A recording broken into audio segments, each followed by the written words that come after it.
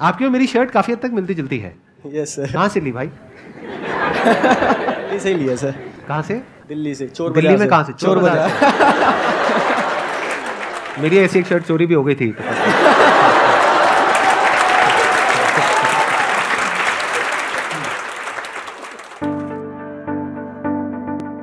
आज तक यहाँ पर जितने भी गेस्ट आए हैं उसमें से सबसे छोटी एज इनकी है, जो अभी ये गेस्ट आने वाले हैं वो सिर्फ 19 साल के हैं और उनके YouTube पर 3 मिलियन से ज्यादा सब्सक्राइबर्स हैं और करोड़ों व्यूज हैं।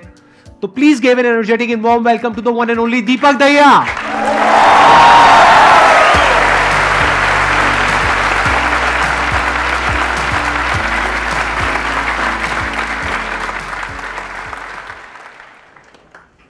थोड़ा सा आप अपने बारे में बताइए कि आपकी शुरुआत कैसे हुई, कहाँ से थॉट आया, इंस्पिरेशन आई? यूट्यूब जर्नी के बारे में बताऊं उससे पहले मेरी इच्छा है कि मैं आपके बारे में बताऊं कि मतलब आपको मतलब मुझे कैसे इंट्रोड्यूस हुआ था। मतलब मैं 8th क्लास में था, आज से 7 साल पहले की बात है। 8th क्लास में हम कुछ फ्रेंड्स वगैरह स्पोकन इंग्लिश क्लासेस जाते थे, तो वहाँ पर एक सर थे हमारे, तो उन्होंने एक बार कहा कि आज ना सेमिनार दिखाएंगे आपको। तो किसका सेमिनार है? कि संदीप माहेश्वरी का। तो हमने पूछा ये कौन है? तो उन्होंने ये नहीं बताया कि मोटिवेशनल स्पीकर है या कोई बिजनेसमैन है, उन्होंने सिर्फ एक ही लाइन कही कि वो बंदा है जो मुर्दे में भी जान डाल दे।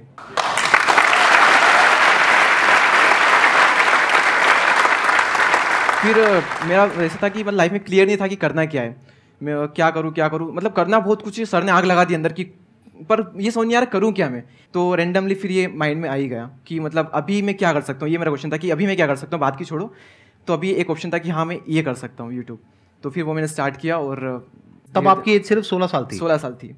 कितने टाइम बाद जा करके आपको रिजल्ट मिला यूट्यूब से? 7 महीनों बाद। 7 महीने तक आपकी वीडियोस पे नॉर्मल व्यूज आ रहे थे? व्यूज, बहुत कम व्यूज। जो ज़्यादा वायरल हुई थी वीडियो, जिसकी वजह से मेरे काफ़ी सब्सक्राइबर्स गेन हुए, काफ़ी व्यूज़ आए चैनल पर, काफ़ी ऑडियंस आई, तो वो अराउंड 9 महीने बाद चैनल ग्रो हुआ था, आप ये मान सकते हो। उसमें कुछ गलती हो गई थी मेरे से, मेरे को डालना कुछ छोड़ता हूँ, डाल कुछ छोड़ दिया था, वो वीडियो वायरल हो गई और आज उस वीडियो पे 26 मिलियन व्यूज़ है। सॉरी। तो इस पूरी जर्नी में सबसे बढ़िया मूवमेंट कौन से थे और सबसे खराब मूवमेंट कौन से थे? सबसे बढ़िया मोमेंट था, मुझे अभी भी याद है, मेरे जब 1000 सब्सक्राइबर्स कंप्लीट हुए थे। सबसे खराब फेस कौन सा था आपकी लाइफ का? सबसे खराब फेस था वो कैमरा पे शो नहीं कर सकते। हाँ, यहाँ जो ऑडियंस है उसको उनको बता सकता हूँ, ये अब पार्ट आपको कट करना पड़ेगा, ये एडिट करना पड़ेगा? एडिट करना पड़ेगा। तो थोड़ा कम खराब बता दो जो कैमरे में हम दिखा सके। कम खराब तो ऐसा कुछ नहीं है, क्योंकि बट कैमरे में क्यों नहीं दिखा सकते कितना खराब? अच्छा, ब्रेकअप वगैरह कुछ था क्या? राइट। हाँ, तो नाम मत बताओ, वैसे लोगों को इसी में इंटरेस्ट आ रहा है।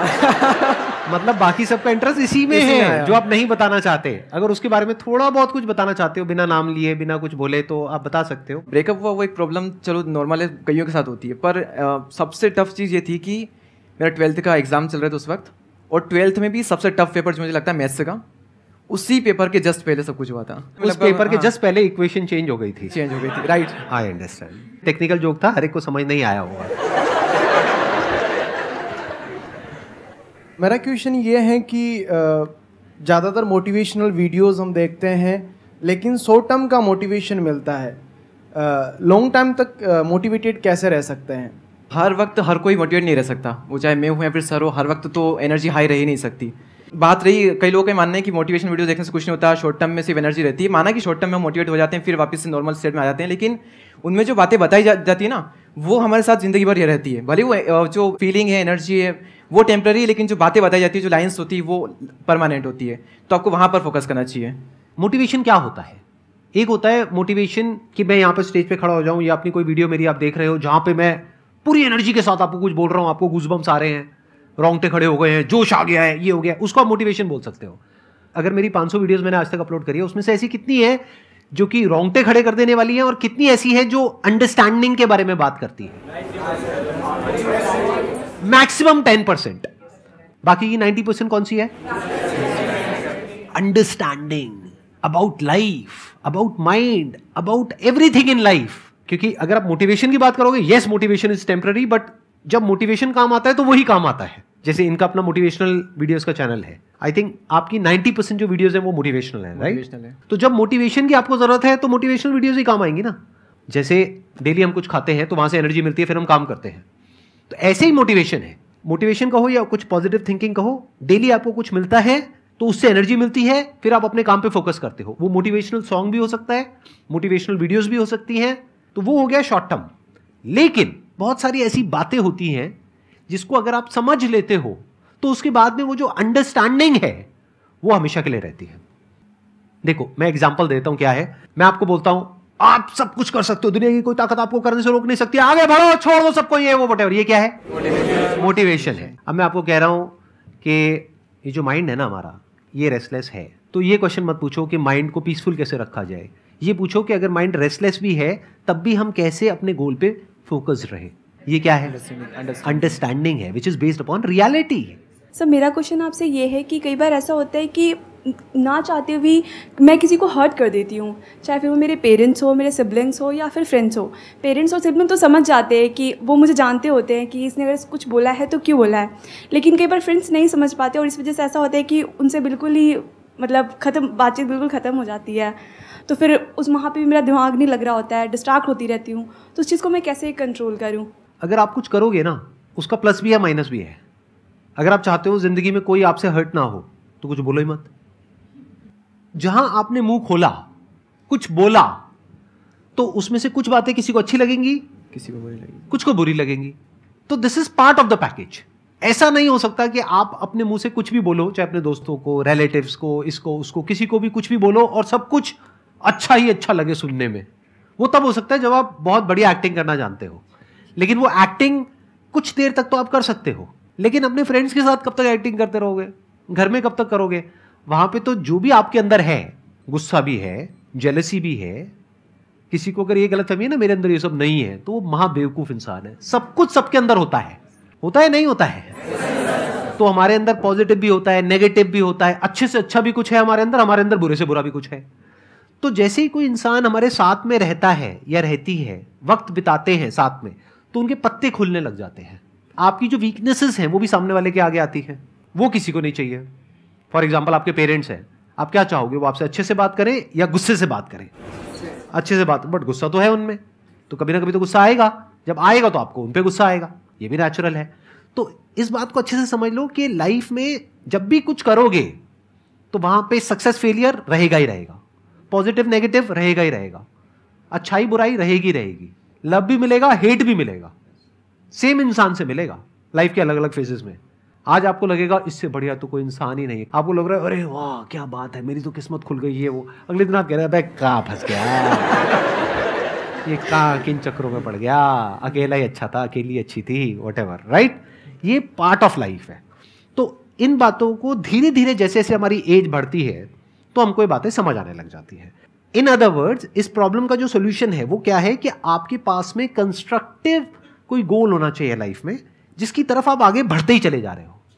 ये सब जो चीजें हैं ना, फिर इतना असर नहीं करेगी। अगर आप वेले हो, खाली हो, तो ये सब चीजें आपको बहुत तंग करेगी। दीपक सर, मेरा क्वेश्चन आपसे है कि like when you were in 12th, so unlike us you thought that आपको यूट्यूब में जाना है and you did it 11th में। हाँ, so do I am also in my CA finals. So मेरे को भी लाइक उसके साथ कुछ करना है, बट पता नहीं चलता कि like what to do. So like आपको जैसे अपना यूट्यूब कैसे मिला, मेरे को वो पूछना है आपसे, like how you ended up with YouTube. वही मैंने बताया था ना कि 11th चल रही है क्लास, लेकिन इसके साथ साथ मुझे कुछ ना कुछ करना है। जैसे पढ़ाई में ठीक ठाक भी, ऐसा नहीं कि उसको पूरी तरह से छोड़ दिया, तो कुछ ना कुछ करना है। तो एक ही ऑप्शन लग रहा था कि हम यही कर सकते हो, इसके अलावा और कहीं जाकर कुछ तो कर नहीं सकता, क्योंकि स्कूल वहीं पर तो वहीं पर रहना है। तो वही ऑप्शन था, कुछ ना कुछ करना था। कुछ करने की जो आग होती है ना अंदर, वही आपसे कुछ ना कुछ करवा ही लेगी और अंदर से निकल के आएगा एक न दिन कि हाँ मुझे ये करना है। अभी पता नहीं होता हमें कि क्या करूँ, लेकिन जब होता है ना अंदर से, तो कुछ ना कुछ कहीं ना कहीं से ऐसा निकल करके आएगा, फाइनल मिलेगा कि हाँ मैं इसके लिए बनाऊँ, ऐसा होगा। सर हमारा ये क्वेश्चन है कि कई बारी हम न्यूट्रल नहीं रह सकते लाइफ में, कि हमें कोई सिचुएशन संभालनी है, लेकिन हम कितनी कोशिश कर लें वो उल्टी ही होती जा रही है, मतलब छूटता ही जा रहा है कुछ ना कुछ, और वो हमारे जो आसपास सराउंडिंग है, हमारे लोग हैं, उनको अफेक्ट कर रही है और हम कुछ भी नहीं कर पा रहे उसमें। सर हम क्या करें उस वक्त? कई बार कुछ ना करना ही सॉल्यूशन होता है। टाइम के साथ साथ वो चीज़ अपने आप हील हो जाती है। जैसे फॉर एग्जांपल आपके यहाँ पे मान लो कोई चोट लग गई, अब आपको खुजली हो रही है, उसको खुजाओगे तो क्या होगा, जख्म और गहरा हो जाएगा। तो अब सोल्यूशन क्या है, कुछ करना या कुछ ना करना? कुछ ना करना।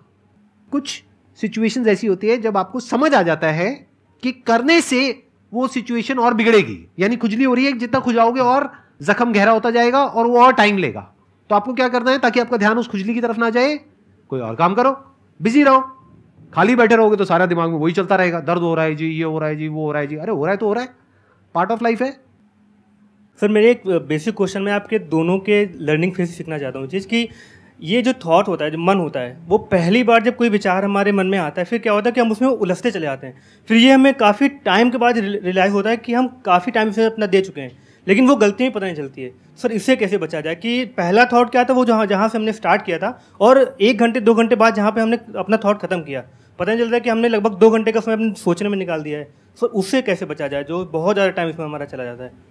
तो ये थॉट है फालतू या फिर कुछ काम का थॉट है? नहीं, काम का। पहला थॉट आया कि जैसे क्रिएटिविटी लेके कि हाँ मुझे ये काम करना है, हाँ। वो मैंने सोचा। फिर उसके बाद उसी थॉट में जैसे चेन बनती चली जाती है, उसके बाद ये, उसके बाद ये, उसके बाद इसके बाद ये, 3 से 4 घंटे इसमें निकल जाते हैं। या कभी कभी सोचते रहते पता नहीं चलता कि हमने स्टार्टिंग कहाँ से की थी सोचने की। तो सही है ना, अगर सही के बारे में सोच रहे हैं तो और सोचो, कुछ नया मिलेगा। अगर कुछ भी इन्वेंशन होता है तो ऐसे ही तो होता है, सोच करके ही होता है, और थिंकिंग से ही होता है। नेगेटिव थिंकिंग बुरी है और थिंकिंग बुरी नहीं है। अगर तो आप अपने माइंड में जाकर के फंस रहे हो, यानी कि आप फंस गए हो 1 घंटे तक और कुछ भी नहीं निकला उसमें से, तो वो थिंकिंग बेकार है, किसी काम के लिए टाइम वेस्ट हो गया है।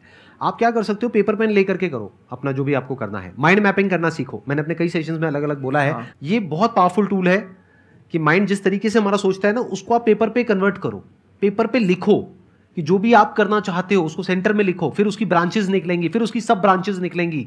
जिस तरह से हमारा माइंड चलता है, तो वो जो माइंड मैप है वो आपके माइंड में छप जाएगा, तो आपका माइंड भी एक ऑर्गेनाइज तरीके से सोचना शुरू कर देगा।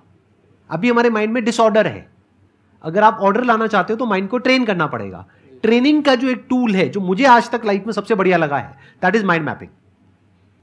मतलब अपने माइंड को एक क्लियर गोल देना पड़ेगा, ये गोल है जिसे तुझे अचीव करना है, मुझे नहीं पता ये कैसे होगा, माइंड तू बता ये कैसे होगा। तो अपनी ब्रेन के ऊपर आपने छोड़ दिया सवाल पूछ करके, तो ब्रेन उसके रास्ते निकालेगा, आपको अपने आप उस डायरेक्शन में भगाएगा। And that ideally has to be one pointed अगर आपको सक्सेस चाहिए तो।